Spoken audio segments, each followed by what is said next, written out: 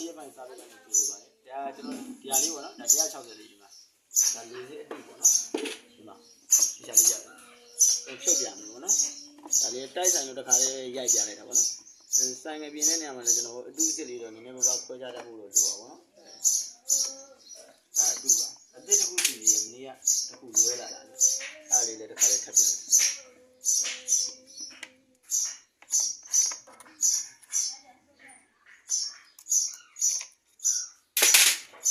ဒါဆိုအတူပေါ့နော်ဒီမှာ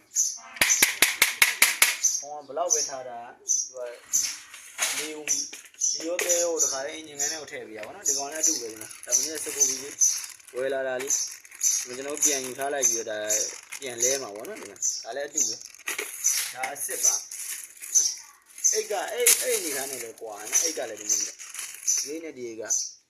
အပေါ်ရံပိုင်းမှာကြည့်ပြီးတော့ခွဲရင်လည်းရတယ်ဒီမှာတီချာလေးတိတာနဲ့ကောင်းတယ်မလာရင်လည်းK1 ဇက်နဲ့လာ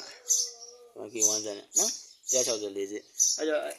လေးစစ်အတူတုံးရင်ဘာဖြစ်နိုင်လဲဆိုတော့တူတယ်ဝင်ပိတ်တာတို့စက်တွေတုံတာတို့ပေါ့နော်နည်းနည်းရှစ်အင်ဂျင်တွေကျလို့ရပါတော့အဲ့တော့လေးစစ်ကိုအဓိကလေးစစ်ကိုအစ်စ်သုံးဖို့လိုအပ်တယ်ကျွန်တော် workshop ဆရာအနေနဲ့လေးစစ်အတူစစ်ကိုခွဲခြားနိုင်မှုလိုတယ်ပေါ့နော်လေးစစ်ကိုအစ်စ်ပဲသုံးပါပြီးမှုတ်သုံးလို့လည်းမရဘူးပေါ့နော်ကျွန်တော်လေးစစ်မှုတ်သုံးလို့မရဘူးဆိုတဲ့ဥစ္စာလေးကိုကျွန်တော်နောက်ပြီးလို့ကြရင်တခါပြန်ပြပေးမယ်ပေါ့နော်အညွှန်းလေးမှာပါတယ်အခုနောက်ပိုင်းဆိုင်ကယ်မှာမပါတော့ဘူးပေါ့နော်အဲ့တော့ကျွန်တော်ရိုက်ထားလေးတခုရှိတယ်အဲ့ဒါလေးကိုကျွန်တော်နောက်ပြီးလို့ကြရင်ပြန်ပြမယ်ဒါလေးစစ်အတူသုံးလို့ရှိရင်ဆိုင်ကယ်ရဲ့စိုးကျိုးတွေအများကြီးရှိရပေါ့နော်တီချက်လေးအော်တိုဘဲမှာဆိုရင်ဒီဥစ္စာလေးနဲ့လုပ်ပြီးဖို့လိုအပ်ပါတယ်အားကြောင့်မလို့ဒီစစ်ကိုအစစ်လေးပဲသုံးပြီးပါလို့ပြောရင်းနဲ့ဒီဗီဒီယိုလေးရိုက်ပြခြင်းဖြစ်ပါတယ်အားလုံးပဲကျေးဇူးတင်ပါတယ်